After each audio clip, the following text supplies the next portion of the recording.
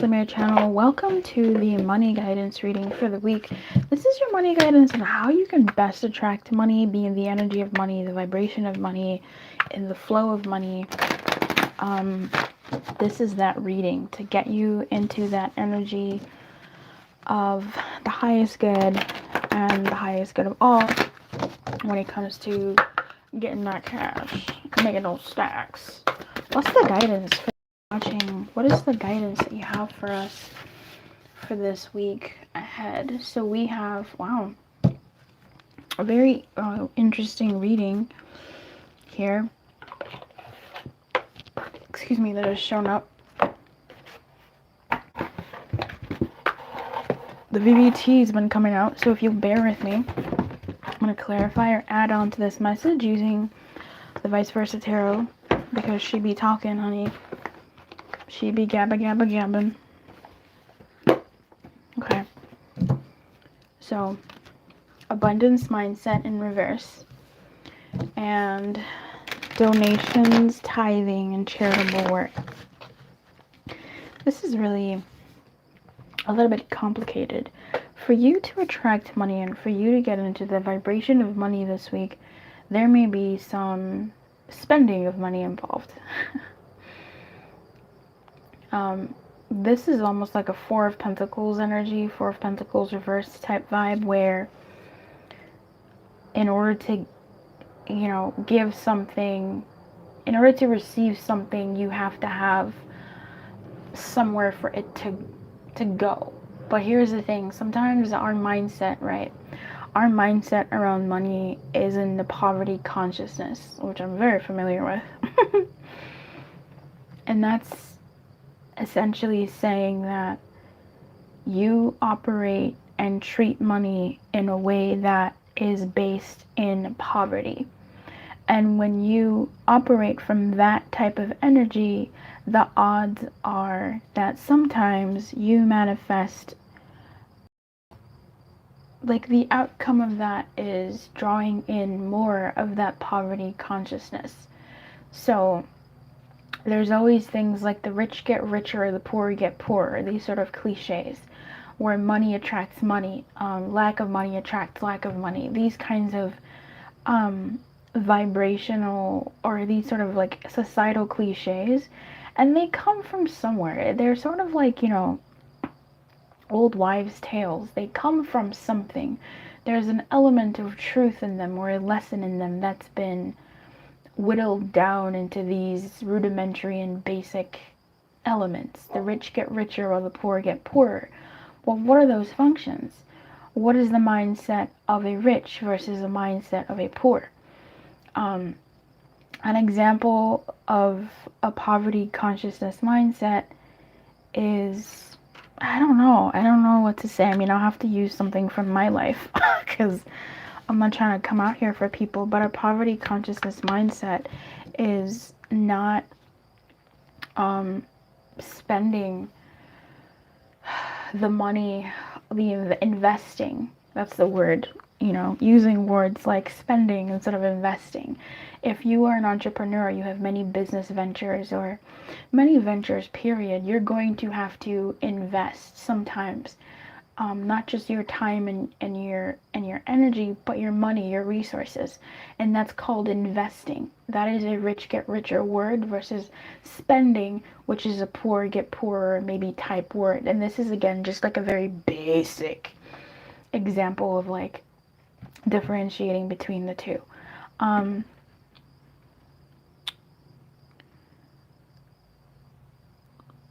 And that poverty consciousness, because you don't want to sort of maybe save the money or find the money to invest in, and this is semantics, right? Sometimes it's not even about saving or finding the money. It's about sitting down, looking at your budget, looking at how, the means with which you live in and the means with which you have coming in. Do you have enough coming in where you shouldn't have to necessarily be living so close paycheck to paycheck, or a paycheck to to pre-paycheck? Like your paycheck comes in and it's already, you're borrowing from the next paycheck, right? What are your spending habits? What are you, how are you living to have that poverty consciousness, because it's keeping you poor. It's keeping you in that poverty consciousness. Not maybe poor, because you can be, you know, a multi-million pop basketball player and you have the money, but the mindset is that of a poverty consciousness where you're spending before you even have it.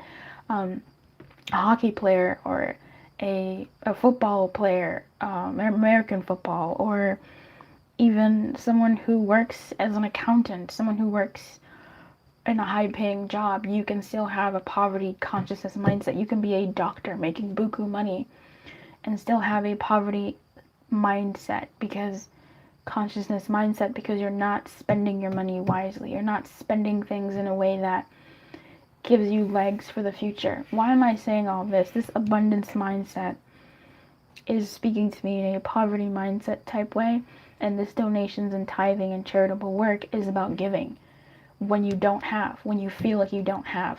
This is not about stretching yourself, but it's about making room in your mind. It's about sort of, it's really intricate and complex here, because the perfect example of this is in the description. Tithing in the Bible, for the longest time, I didn't really see a reason to go to church.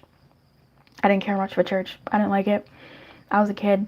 Rather than being explained to why we should go to church and why church is important and why it's good to go to God's house and spend time with him in congregation with others and get to have this sort of thing, instead I was yelled at to go to church, you know, scolded and forced to go to church. That did not create a good environment for me in church, a good relationship between me and church. However, when I was my relationship with God has been outside of the church. It's very vertical. It's very much me and him, me and God, reading the Bible by myself, for myself, studying and spending time with him, for myself, with myself, that whole type thing. And it was through sort of reading the biblical text that I found out why church was important. Because, you know, to speak about, you know, the Christian faith for a hot second, in the Bible it says, where two or more are gathered in my name, that's where I am. And that's what makes a church. A church isn't that building over there with stained glass window. It's a place where if you and your friend are talking about spirit, if you and your friend are, if you are in a live stream and you are all engaging in spirit, that is church, essentially, you know, to me, in my mind. So what's the point of going to a church? And for me, that came through understanding and finding in the text that the one thing that you can't do outside of church is to tithe. The one thing that you can't do outside of church is to give to the church, to support the church in their efforts and their maintenance, and to give to God specifically. So you can do offerings, you can do charitable work, you can do donations, but those are their own words. Tithing doesn't encompass that. Tithing is literally giving to God, right? So why is tithing important? It mentioned because it shows that you're not making money your God. You're not making money and finances your God. You're giving that thing that you know you need, that you know you want, and you're giving it to God. You're giving it to spirit. You're giving it to the universe. You're giving it back. So it's that tithing isn't about, you know, yes, 10%, but even when I gave more than I needed to because I was trying to prove to God, it didn't feel good to me to do that. Long story. I've gone on too long about like my personal experience, but this tithing energy is for you. In order for you to attract money, you almost have to release the intense desire to attract money. You have to dethrone it. You have to dethrone money. And this isn't about having that attitude of F money. I don't need, you know, financial things. I don't need, money is the root of all evil. I am not saying that, baby. Like, that is also just a whole other type of mindset that people need to stop. Money is just an energy. And it's just like in love, when sometimes we put way too much fucking power to the dude or the chick we're talking to. We put way too much investment into them, way too much energy, and we make them our God. It's the same thing with money. Sometimes we put way too much emphasis on it. It's good to have emphasis. It's good to have goals. It's good to have money and make room for it. But what kind of energy have you also attached to what is normal? Have you made money your God? It says, give joyfully to the organizations and people who spiritually support and inspire you, and know that your generosity will be returned to you manyfold in miraculous ways. The time, supplies, money, or other resources you donate will ensure that your positive energy multiplies. So this could literally be like verbatim, right? If you have a spiritual body that you support, if you have a physical church, if you have an online support system that is a church, a charity, I guess, a cause, can you give a little bit to it? Can you donate a little bit to it? Can you donate? What can you give to say, I appreciate this energy that this thing gives to me, and I want to support it in that way? Even though, yeah. And this, by the way, don't get fooled. This isn't about donating $50 when you only got 100 in your account. This isn't about you giving, half of what you got or all of what you got.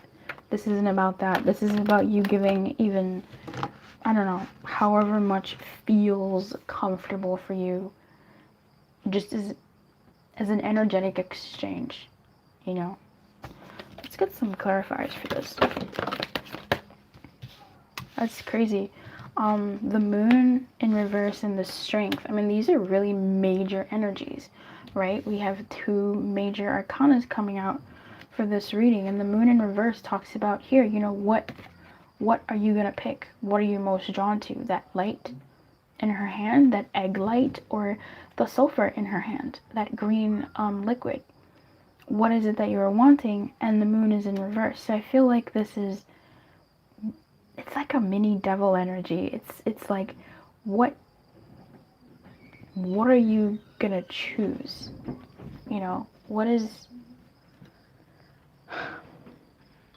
What are you going to choose? What is the energy that you're going to vibe with? What is the shadow part of you that's going to surface? That's going to be attended to, right? And the thing that is telling me is this strength card here is massive. I feel like this week you are going to do this, and I feel like this is more so a message to you listening right now, that if you do or did decide to give to an organization, a person, a spiritual body, group, or something in that realm of things that feeds you spiritually, or that adds to the health of the world in some way with this charity, or even some of your time when you're, I don't know, if you have some time, if there's something like that you're doing, and you're like, oh man, I don't know if I should, I don't know, good, that's a good thing. If you end up doing it, that's taking you towards attracting and getting into the right vibration, right? But the higher vibration of attracting money and more so being in that energy. That's really good. With the strength card on this side, I love this. This trumps everything. This is amazing. Anything more? For some of you, because this is a money deck, I do take it more so verbatim than anything else. But for some of you, this is asking you to invest in your businesses, to make those sort of mindset decisions, and take it slow. Nothing's not going to happen overnight. Take it slow. Don't go ahead and drop $2,000 just because you want to prove that you're ready. No, because then that's $2,000 flushed down the drain and you weren't ready for that.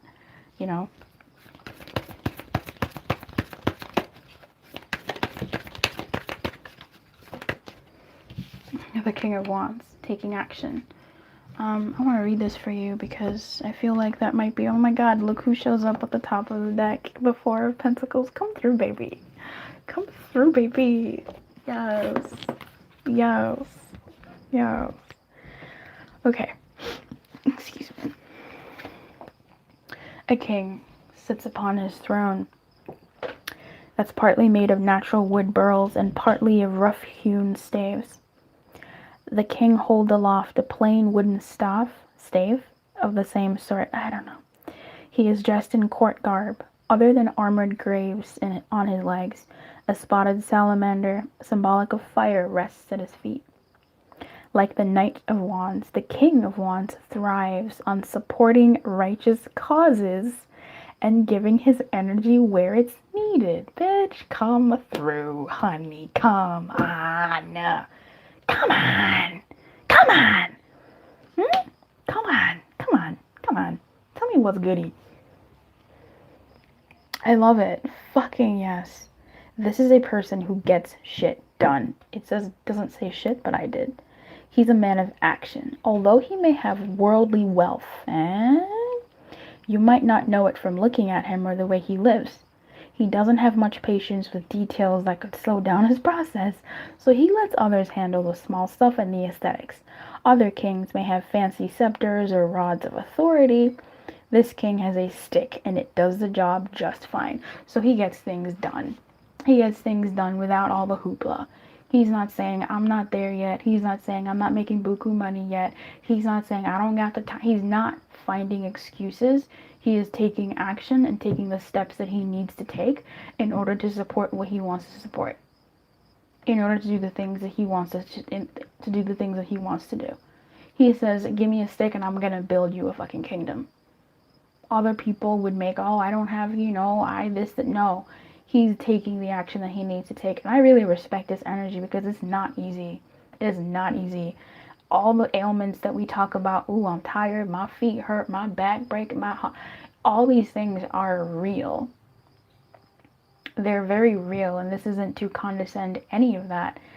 It's just, if you do want something, find a way to make it work. Find a way to make it happen.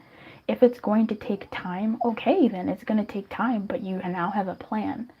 You now have a route. So if you are looking to save more money, okay, how can you do that? We're living in a world where the gig economy is high. There are so many things you could do to bring in a little bit more cash. Things that you can do to get way creative. Spending your money wisely, even just as an aside, is something that is also helpful. I digress. Anyway, this is the reading that I have for you. I hope it helped and served you in some kind of way. I wish you everything. I really do. Keep your light on and good luck.